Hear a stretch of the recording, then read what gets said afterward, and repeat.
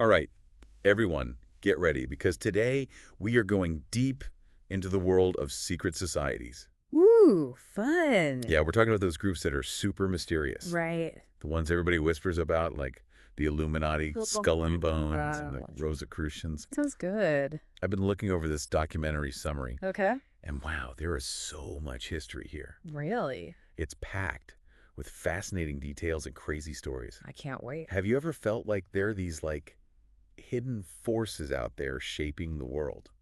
You mean like puppet masters? Kinda, yeah. All the time. Well, today we're going to look into that idea Okay. by taking a close look at real secret societies. Awesome. We'll be looking at how they started their weird rituals and all the myths surrounding them. It's amazing how these groups have just captured people's imaginations for centuries. Yeah, for sure. I mean, even the secrecy is fascinating. Oh, yeah? It's like a giant keep out sign for our brains. Right. And of course, then we just have to know what's behind the curtain. We can't resist it. Yeah, we can't. It's like that whole thing with forbidden fruit. Makes sense. We're just naturally drawn to what we're not supposed to know. Totally. And that fascination with the unknown has definitely shown up in pop culture. Oh, yeah. Like, think about all the books and movies and TV shows about secret societies. So many. They're everywhere. True. But before we go too far into the world of fiction, let's get back to reality Okay. and start with a secret society that's practically an American institution. You mean Skull and Bones? Oh, yeah, Skull and Bones. Yale University's super elite society. It's not just some college prank either. Definitely not. Their list of alumni is like a who's who of powerful people. Oh, I know. Presidents, Supreme Court justices, business titans, you name it. Seriously, it's mind-boggling. It is. You'd think with such famous members they wouldn't be so secretive. I know, right? But this documentary shows just how far they'll go to protect their secrets. Yeah, it talks about this Yale graduate, Alexandra Robbins, who tried to research Skull and Bones. Oh, wow. And she faced tons of harassment and threats. Are you serious? Yeah, it makes you wonder what they're so afraid of having revealed. That's wild. Her experience really says a lot about the society's commitment to secrecy Yeah, for sure. and its grip on power. Speaking of creepy things, Right. have you heard about their headquarters, the Tomb? No, tell me about it. Well, it's this windowless, imposing structure right on Yale's campus. And apparently the inside is just as morbid as the outside. What do you mean? It's all skulls, bones, and macabre decorations. Spooky. Very spooky. And here's what I find really interesting. Okay. Their membership records used to be public. No way. Yeah, but now they're totally locked away. So what changed? Exactly. Why the sudden shift to extreme secrecy? It's almost like they have something to hide, Right. wouldn't you say? Totally. That's the big question. The secrecy surrounding Skull and Bones definitely feeds into our anxieties about hidden power and influence. It does. It plays into our deepest fears about who really runs the world. It does make you think. And that brings us to the ultimate symbol of secret societies in the public imagination, You mean the Illuminati. the Illuminati? That name makes me think of these shadowy figures Yes. who are controlling everything Mm-hmm. from global finance to the music industry. Exactly. But what's really fascinating is that they actually started back in 18th century Germany, Wow. just before the French Revolution when everything was changing. So they were founded in 1776. Yes, by Adam Weishaupt. Who's that? He was a law professor who wanted to create a whole new world order, Mm-hmm. one based on reason, enlightenment, and rejecting religious and political authority. Interesting. Think of it like a radical offshoot of the Enlightenment, Okay. trying to free humanity from ignorance and oppression. Sounds idealistic. It does, right? Yeah. But they also faced a lot of pushback from the authorities. Oh, I bet. And in fact, they were banned just a few years after they started. Wow. And Weishaupt had to run for his life. So how much impact could they have really had Right. if they were shut down so quickly? Exactly. Yet the Illuminati still fuel so many conspiracy theories. I know, it's great. Centuries after they were supposed to be gone. It's really interesting. I think the fact that they were banned so fast Uh, and that their leader had to disappear, yeah, it almost makes the conspiracy theories even stronger. it does, doesn't it?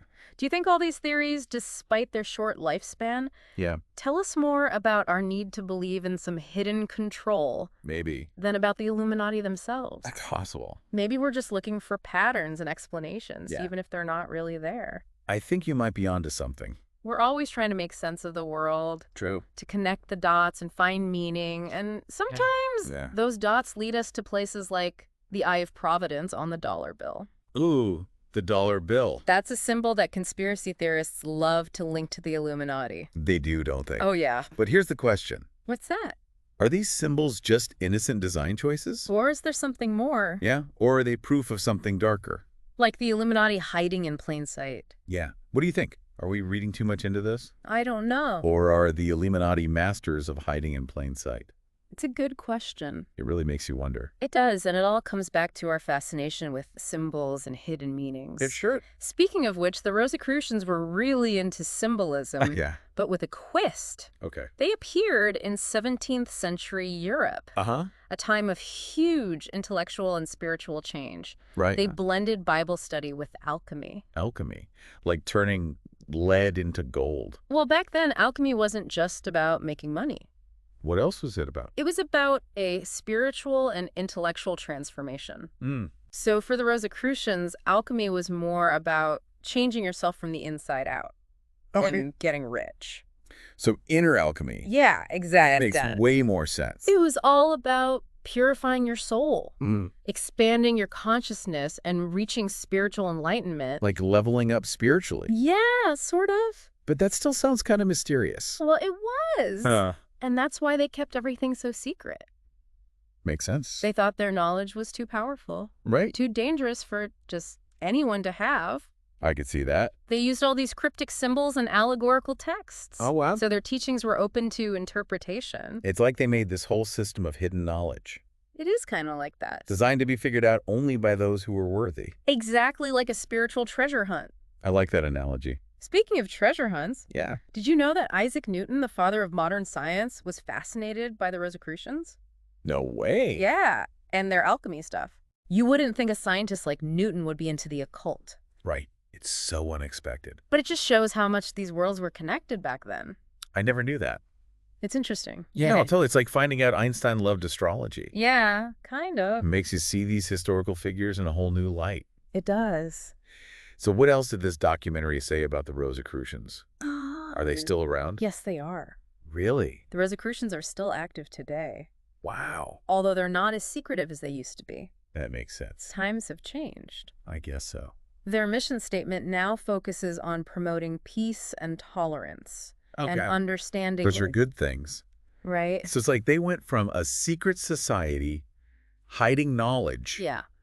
to a more open group focused on personal growth and social harmony. You could say that. Like a spiritual self-help group almost. It is an interesting comparison. It is. It shows how these societies change over time Right. and adapt to what their members need.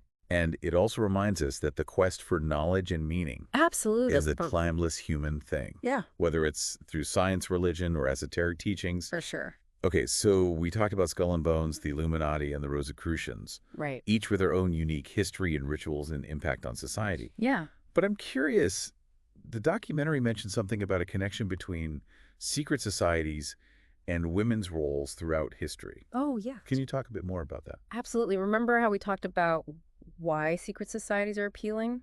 Yeah. How they offer different ways to gain power, knowledge, or spiritual meaning? Uh-huh.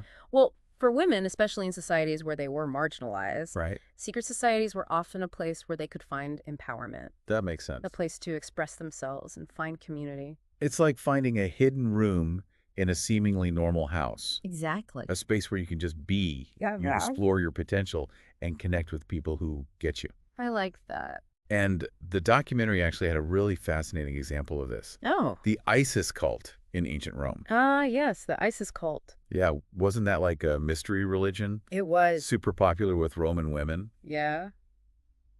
I'm a bit fuzzy on the details, though. Okay. What made this cult so attractive, especially to women? Well, put yourself in the shoes of a woman in ancient Rome. Okay. You have limited rights. Right? You're mostly confined to the home. Uh-huh. Then you hear about this secret cult devoted to Isis. Who's Isis again? She's the Egyptian goddess of magic, fertility, and rebirth. Oh, yeah. A powerful female deity who represents strength, compassion, and wisdom. Wow, that does sound empowering. Especially in a society that often looked down on women. Right, where they were seen as second-class citizens. Exactly. So what exactly did these Isis rituals involve? Were they anything like those creepy skull and bones ceremonies? Not really. The Isis cult was known for their sensual and ecstatic rituals. Oh, interesting. They often involve music and dancing, and dramatic reenactments of Isis's myths. Really? These rituals gave women a sense of liberation, I could see that. transcendence, and spiritual connection. Yeah. Something they often lacked in their everyday lives. So they created a whole other world I could say that. where women could escape their prescribed roles Yeah. and experience a different kind of power and spiritual fulfillment. Exactly. And it wasn't just about spiritual fulfillment. It wasn't. No. The Isis cult also provided women with a sense of community, Okay. support, and belonging. Sounds like a great support system. They could connect with other women, share their experiences, and find comfort in their shared beliefs. Like a secret sisterhood. In a way? Where they could find strength, Yeah. support, and spiritual nourishment. Exactly. In a society that often denied them those things. That's really powerful. It shows how secret societies, even those with all the mystery and rituals, can meet basic human needs for connection, meaning, and empowerment. Okay, so we've gone from the halls of Yale to the ancient temples of Rome. Quite the journey.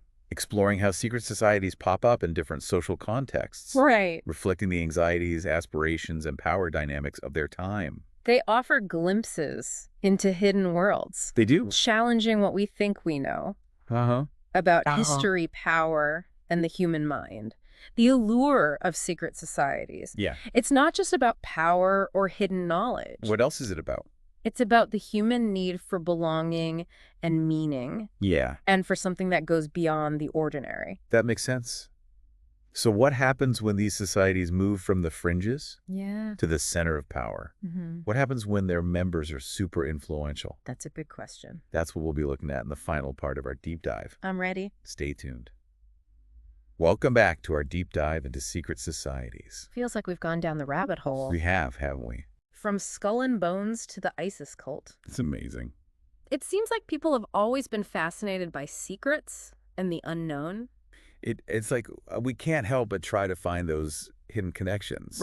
Those threads that run through history. Makes sense. But what happens when those threads lead us to the people in charge? To the centers of power? Exactly what happens when the members of these secret societies are the ones with all the influence. That's the big question, isn't it? It is. And it's one that people have been debating forever. I bet. Some people think these secret societies are just harmless clubs. Like social groups. Yeah, a place for people with shared interests to hang out. To connect and network. Exactly. Smoke cigars, reminisce about their college days. Right, but then there are those who think these societies are much more sinister. The puppet masters. Yeah, like shadowy groups pulling strings behind the scenes. Controlling everything. Manipulating world events for their own benefit. It's like something out of a spy movie. It is, isn't it? A bunch of powerful people in a dark room. Sitting around a table. Deciding the fate of the world. It's easy to see why these conspiracy theories are so popular. Oh, definitely. Secret societies are secretive by definition. They operate outside of public view. Yeah. No one knows what goes on inside. It makes people suspicious. Naturally.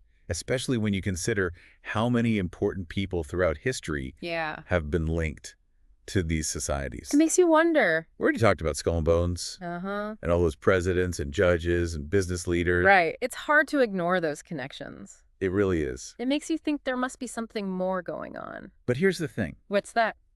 It's important to remember that people with similar backgrounds often end up in positions of power. True. That's just how the world works. But it's not proof of a conspiracy. Exactly. Just because someone belongs to a certain group doesn't mean they're part of some evil plan. We can't make assumptions. No, we have to be careful. Not all secret societies are the same. Right. And their influence depends on a lot of factors. Their goals, their members, their context. Exactly. So how do we separate fact from fiction? How do we know what to believe? Right. How do we tell the difference between real concerns about secrecy and influence and just wild conspiracy theories? I think it comes down to critical thinking. Okay. We have to look at the evidence. Yeah. Consider different perspectives. Yeah. And be skeptical of simple explanations. You'll just believe everything you read online. Right. Especially those late night internet deep dives. So true. We have to be smart about how we approach these topics. Yeah. Remember, secret societies are often the subject of speculation and projection. What does that mean?